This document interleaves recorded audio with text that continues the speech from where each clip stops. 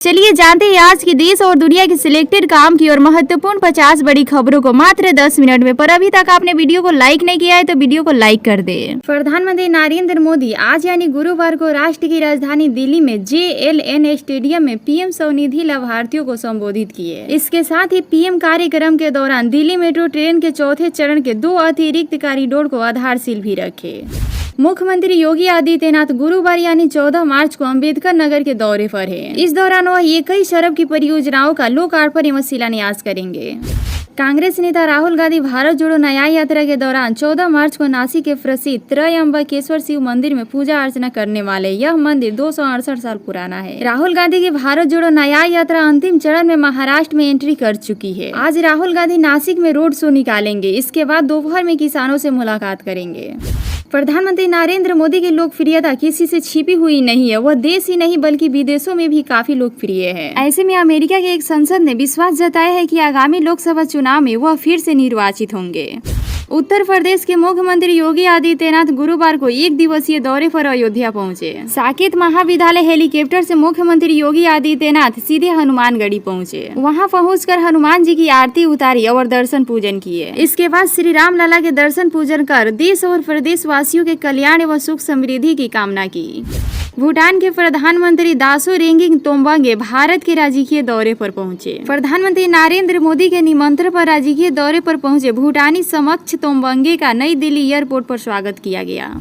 मध्य प्रदेश की super hit और लोकप्रिय योजना का नाम है लाडली बहन योजना। इसका उद्देश्य महिलाओं की आर्थिक स्वावलंबन प्रदान करना और उन पर आश्रित बच्चों के स्वास्थ्य और पोषण के स्तर में सुधार लाना है। 28 जनवरी 2023 को शुरू की गई इस योजना को जहां पहले 1000 रुपए प्रति माह दिए जाते थे, वहीं इसे बढ़ाकर 1250 रुपए प्रति माह कर दिए गए हैं। भारत की मजबूत इकोनॉमी का फायदा अब नौकरी पेशा लोगों को भी मिलने लगा है। पहले तो भारत के इस साल दुनिया के औसत के मुकाबले ज्यादा इंक्रीमेंट होने का दावा कई सर्वे रिपोर्ट में किया गया था। अब इंक्रीमेंट की दहलीज पर पहुंचने वाले यानी रोजगार की तलाश करने वाले को भी अप्रैल-जून 3 माह में खुशखबरी मिल सकती है। जिले में चमकीली बुखार से बचाव के प्रति समुदाय को जागरूक करने के लिए स्वास्थ्य विभाग की ओर से बृहद जागरूकता अभियान चलाया जाएगा। स्वास्थ्य विभाग की ओर से चमकी बुखार से संबंध में चमकी को धमकी शपथ पत्र के माध्यम से विद्यालयों में दीवार लेखन कराया जाएगा ताकि लोग इस बीमारी से बचाव के लिए सतर्क रहे। बिहार में पूर्ण शराबबंदी होने के बाद करीब 8 सालों से नशों का कारोबार बढ़ गया है। बिहार में शराब नहीं मिलने की वजह से लोगों में नशे के दूसरे पदार्थों की मांग बढ़ गई है। आए दिन हीरोइन, कोकीन, चरस और ब्राउन शुगर, स्मोक, गांजा, कफ सिरप जैसे नशीले पदार्थ को जब्त किए जा रहे हैं। शराब के साथ साथ इस तरह के नशे के सामान के साथ तस्करों को पुलिस पकड़ तो रही है, लेकिन इसके बावजूद अवैध नशों का कारोबार फल फूल रहा है। आज फिर नशे की बड़ी खेप बिहार से बरामद की गई है। इस वक्त की खबर बेतिया से आ रही है, जहां नरकटियागंज में 1 करोड़ के चरस के साथ तस्करों को गिरफ्तार किया गया है। लोकसभा चुनाव के ऐलानों को लेकर उल्टी गिनती शुरू हो गई है। फिलहाल जो संकेत मिल रहा है उसके तहत 16 या 17 मार्च को तारीखों का ऐलान किया जा सकता है। 2019 में लोकसभा चुनाव का ऐलान 10 मार्च को ही कर दिया गया था।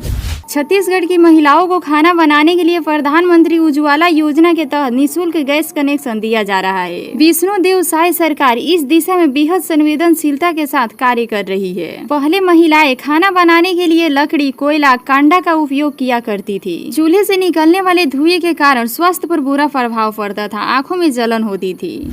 केंद्र सरकार नागरिकों के लिए कई योजना चला रही है। विभिन्न योजनाओं से विभिन्न वर्गों के लोगों को लाभ मिल रहा है, जिसमें बुजुर्गों, बच्चों और महिलाओं के लिए अलग अलग योजनाएं चलाई जा रही है। इसके साथ ही केंद्र सरकार की कुछ ऐसी योजनाएं जो लोगों को अपना व्यवसाय स्थापित करने में मदद कर रही है। ऐसे ही एक योजना का नाम है प्रधानमंत्री विश्वकर्मा योजना। इसके तहत सरकार लाभार्थियों को व्यवसाय के लिए ऋण देती है।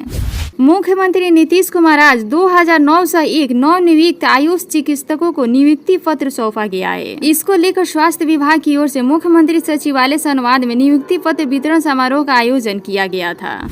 आपने इनकम टैक्स, कारपोरेटर टैक्स और GST जैसे टैक्स के बारे में खूब सुना होगा, लेकिन क्या आपको पिंक टैक्स के बारे में कोई आपको जानकारी है? दरअसल पिंक टैक्स महिलाएं चुनती है, लेकिन उन्हें भी इसकी जानकारी नहीं होती है। पिंक टैक्स कोई अधिकारी टैक्स नहीं है जिसे सरकार वसूलती है। दरअसल ये टैक्स कंपनी वसूलती है और इसके जरिए महिलाओं की जेब पर असर पड़ता है।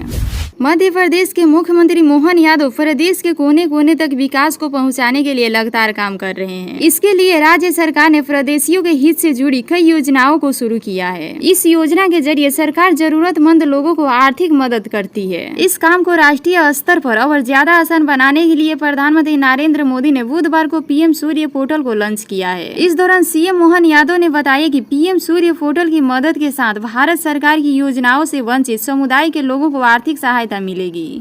हाल ही में विवादों में आए बिहार के यूट्यूबर मनीष कश्यप ने चुनाव लड़ने के लिए अटकलें बीजेपी से लगाने लगी है। हालांकि मनीष कश्यप ने मीडिया के सामने खुलकर कह दिया है कि वह चुनाव लड़ने जा रहे हैं, लेकिन इस बीच उनका एक वीडियो तेजी से वायरल हो रहा है जिसमें वह तेजस्वी यादव को चुनौती देते नजर आ रहे हैं। मनीष कश्यप से जब पत्रकारों ने पूछा कि तेजस्वी यादव 4 लाख नौकरी देने की बात कह रहे हैं, इस पर मनीष कश्यप ने कहा कि 4 लाख से बिहार का पेट भर जाएगा। हम स्टाम्प पेपर पर लिख कर देते हैं, हम उनसे 4 गुना ज्यादा रोजगार देंगे।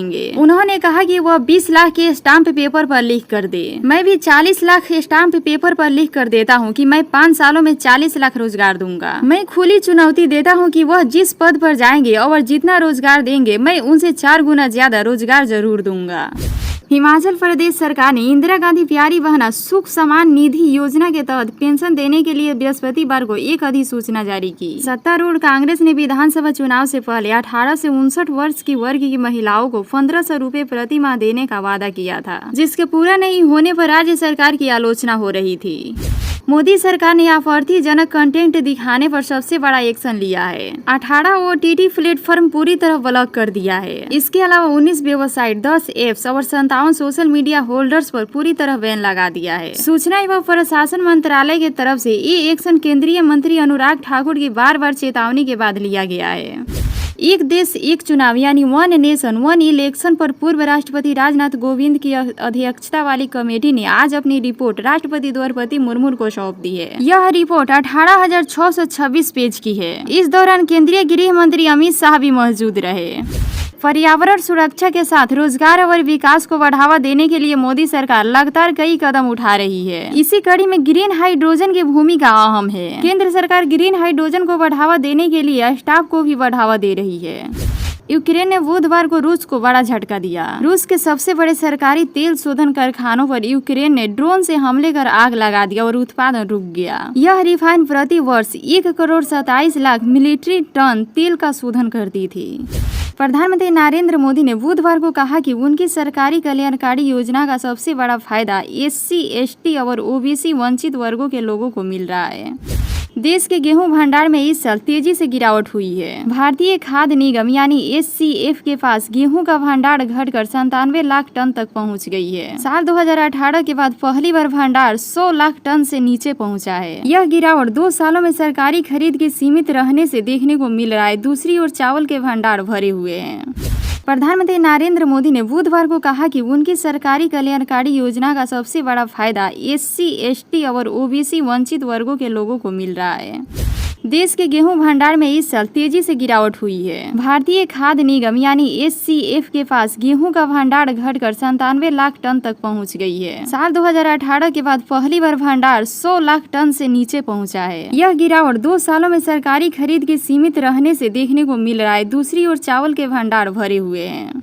कांग्रेस के पूर्व राष्ट्रीय अध्यक्ष राहुल गांधी ने एक बार फिर से अग्निवीर योजना को लेकर मोदी सरकार पर निशाना साधा है। कांग्रेस नेता ने चीनी सेना के जवानों को ट्रेनिंग का हवाला देते हुए अग्निवीर योजना पर सवाल खड़े किए हैं।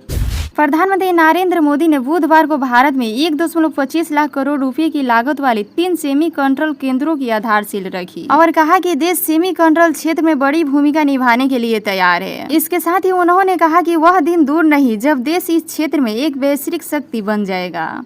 प्रधानमंत्री नरेंद्र मोदी ने पीएम सूर्य पोर्टल का शुभारंभ एवं सफाई मंत्रियों के साथ सीधा संवाद कार्यक्रम का आयोजन बुधवार को कलेक्ट्रेट भवन में किया। पीएम सूर्य पोर्टल पर केंद्र सरकार कई सारी योजनाओं का संचालन कर रही है। इसमें राशन, आवास, पेंशन और बीमा जैसे अनेक योजनाएं शामिल है। कांग्रेस के पूर्व राष्ट्रीय अध्यक्ष राहुल गांधी ने एक बार फिर से अग्निवीर योजना को लेकर मोदी सरकार पर निशाना साधा है। कांग्रेस नेता ने चीनी सेना के जवानों को ट्रेनिंग का हवाला देते हुए अग्निवीर योजना पर सवाल खड़े किए हैं। प्रधानमंत्री नरेंद्र मोदी ने बुधवार को भारत में 1.25 लाख करोड़ रुपए की लागत वाली 3 सेमी कंट्रोल केंद्रों की आधारशिला रखी और कहा कि देश सेमी कंट्रोल क्षेत्र में बड़ी भूमिका निभाने के लिए तैयार है। इसके साथ ही उन्होंने कहा कि वह दिन दूर नहीं जब देश इस क्षेत्र में एक वैश्विक शक्ति बन जाएगा।